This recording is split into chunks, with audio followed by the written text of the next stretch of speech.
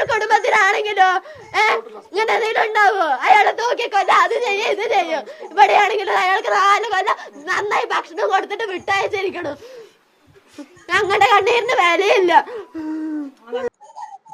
Hello hi, welcome to civil service simplifier.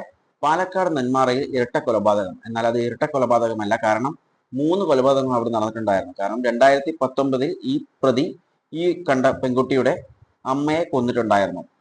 അതിനുശേഷം ഉണ്ടായ കാര്യങ്ങൾ ഇതൊന്ന് കണ്ടു നോക്കൂ.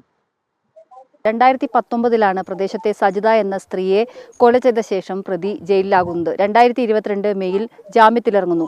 ജാമ്യ വ്യവസ്ഥയിൽ ഇളവ് കിട്ടിയതോടുകൂടിയാണ് സ്വന്തം വീട്ടിലേക്ക് ഇയാൾ എത്തുന്നത്. ഏതാണ്ട് 2 മാസം മുമ്പാണ് ഈ പ്രദേശത്തെ ഈ വീട്ടിലേക്ക് ഇയാൾ എത്തുന്നത്. അതിനുശേഷം പ്രദേശവാസികൾക്ക് കിടക്കപ്പൊറിയതി ഇല്ലാത്ത ഒരവസ്ഥയായിരുന്നു. കാരണം മാരകായുധങ്ങളുമായി ഇങ്ങനെ ഭീഷണിപ്പെടുത്തി ഈ റോഡിലൂടെ നടക്കുകയായിരുന്നു ഇയാളുടെ പ്രധാനപ്പെട്ട പണി. ശരിക്കും പറഞ്ഞാൽ കത്തിമുനയിലായിരുന്നു ഈ പ്രദേശവാസികളുടെ ജീവിതം.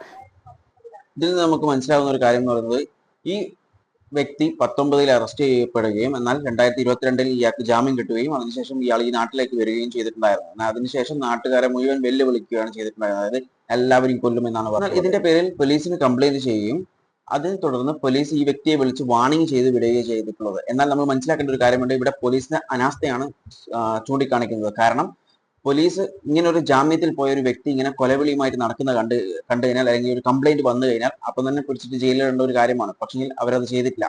അതിൽ അവരുടെ ഭാഗത്താണ് 100% തെറ്റുമുള്ളത്. കാരണം ഇങ്ങനെ ഒരു പ്രശ്നം വന്നു കഴിഞ്ഞാൽ ജാമ്യത്തിലുള്ള ഒരു വ്യക്തിയാണ്, ഒരു കാരണവശാലും വിടാൻ പാടില്ല, പിടിച്ചിട്ട് ജയിലിടേണ്ടതായിരുന്നു. അങ്ങനെയാണെങ്കിൽ ഈ 2 കൊലപാതകങ്ങൾ, അതായത് ആദ്യം 2019 ഈ വ്യക്തി കൊലപാതകം ചെയ്തിട്ടുള്ളത്, ഈ നമ്മൾ ദൃശ്യത്തിൽ കണ്ട പെൺകുട്ടിയുടെ അമ്മയെ. എന്നാൽ ഇപ്പോൾ 2 കൊലപാതകങ്ങളാണ് ഇപ്പോൾ ഈ വ്യക്തി ചെയ്തിട്ടുള്ളത്. ഒന്ന് ഈ പെൺകുട്ടിയുടെ അച്ഛനെയും ഈ പെൺകുട്ടിയുടെ അമ്മൂമ്മയെയാണ് ഇപ്പോൾ കൊലപ്പെട്ടത്. ജാമ്യം കൊടുക്കുന്നത് കൊല്ലാൻ വേണ്ടിയിട്ടാണ്. ഇതൊന്ന് കേട്ടു നോക്കൂ. ഞങ്ങളുടെ കണ്ണീരിന് വിലയില്ല. അവരുടെ കണ്ണീരിന് വിലയില്ല എന്നാണ് പറയുന്നത്. അതായത് വില ഉണ്ടോ എന്ന് ചോദിക്കുന്നതാണ്. അതായത് ഇവിടുത്തെ ലീഗൽ സിസ്റ്റത്തിനോടാണ് ഈ ചോദ്യം ആ പെൺകുട്ടി ചോദിക്കുന്നത്. കാരണം അവർക്ക് എന്ത് നീതിയാണ് ഇവിടെ കിട്ടിയിട്ടുള്ളത്? ആദ്യം അമ്മ മരണപ്പെട്ടു, ഇപ്പോൾ ജാമ്യത്തിൽ വന്ന് ആ വ്യക്തി അച്ഛനെയും അമ്മൂമ്മയെയും കൊല്ലുകയാണ് ചെയ്തിട്ടുണ്ടായിരുന്നത്. ഇതിൽ ആ പെൺകുട്ടിക്കോ അല്ലെങ്കിൽ ആ പെൺകുട്ടിയുടെ കുടുംബത്തിനും എന്ത് ന്യായമാണ് അല്ലെങ്കിൽ നീതിയാണ് ലഭിച്ചിട്ടുള്ളത്? ആ പ്രതി ഇപ്പോൾ ഒളിവിലാണ്. അവർക്ക് വേണ്ടി പോലീസ് സെർച്ച് ചെയ്തുകൊണ്ടിരിക്കുകയാണ്. എന്തിനു വേണ്ടിയിട്ടാണ്? ഒന്നും കൂടി പിടിച്ച് ജയിലിലിട്ടിട്ട് കുറച്ചു കാലം കഴിഞ്ഞിട്ട് ജാമ്യം കൊടുത്തിട്ട് ഈ പെൺകുട്ടിയും കൂടി കൊല്ലാൻ വേണ്ടിയിട്ട് പുതിയൊരു ജാമ്യം കൂടി കൊടുക്കാൻ വേണ്ടിയിട്ടാണ്? എന്താണ് ഇതിനെക്കുറിച്ച് നിങ്ങളുടെ അഭിപ്രായങ്ങൾ കോമെന്റ് ചെയ്യുക. വീഡിയോ ഇഷ്ടപ്പെട്ടാൽ ലൈക്ക് ചെയ്യുക. ഇൻഫോർമേറ്റീവ് ആയാൽ മറ്റുള്ളവരിലേക്ക് ഷെയർ ചെയ്യാൻ ശ്രമിക്കുക. And thanks for watching me and stay tune four another video. Okay, thank you.